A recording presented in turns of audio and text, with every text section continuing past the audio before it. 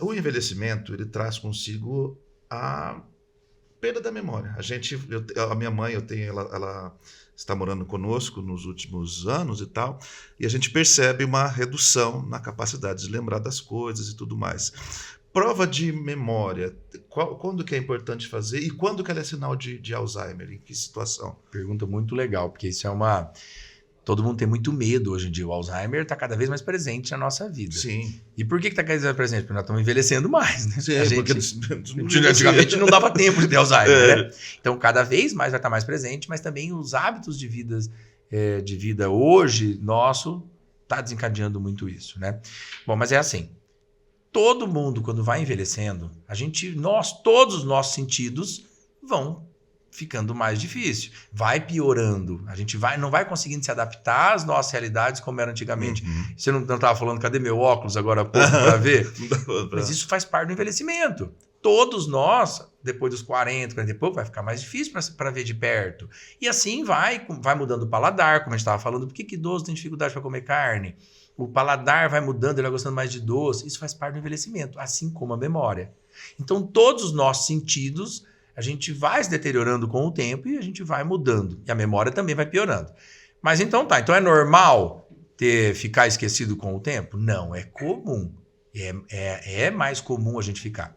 Mas você chegar ao ponto de não saber onde deixou as coisas, todo dia você esqueceu uma coisa, todo dia tem torneira aberta, todo dia esqueceu a luz acesa, não lembra mais se conversou ontem alguma coisa com os filhos ou não. Esse é para começar a se preocupar. Hoje, a gente consegue, com alguns mecanismos que nós temos, com alguns testes cognitivos, com alguns exames laboratoriais e de imagem, a gente consegue diagnosticar o mais rápido possível, o mais cedo possível, se tem um quadro, se essa perda de memória é uma demência ou não é, ela é passageira ou não é, porque existe também alguns problemas metabólicos ou infecciosos, coisas agudas, emocionais que podem causar. Nem toda perda de memória é Alzheimer. Sim. Tem que pesquisar. Mas o Alzheimer em si, ele tem como ser prevenido, tem como ser controlado, ou ainda não há um medicamento que possa auxiliar?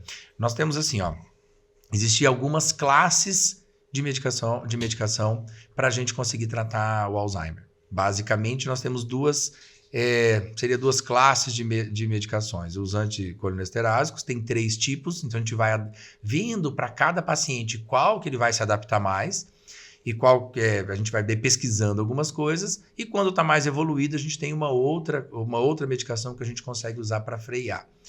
Freia. Existe casos que consegue frear bastante. Eu tenho pacientes que há um bom tempo tomam e não evoluiu.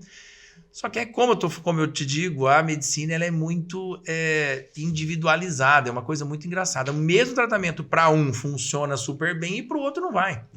Então esse é o problema. Agora assim, que a medicação retarda com certeza a evolução da doença, isso vai retardar sim. Retarda. E como é que a gente pode fazer para prevenir? Existe como a gente faz para prevenir hoje o Alzheimer?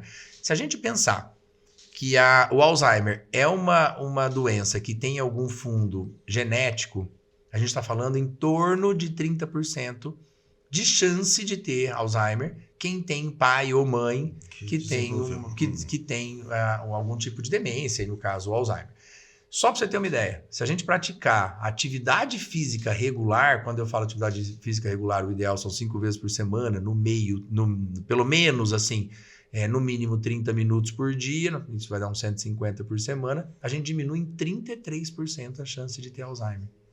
Porque a atividade física, além dos neurotransmissores todos, ela produz uma substância chamada irisina, que protege o nosso cérebro contra as demências e a degeneração, e entre elas o Alzheimer.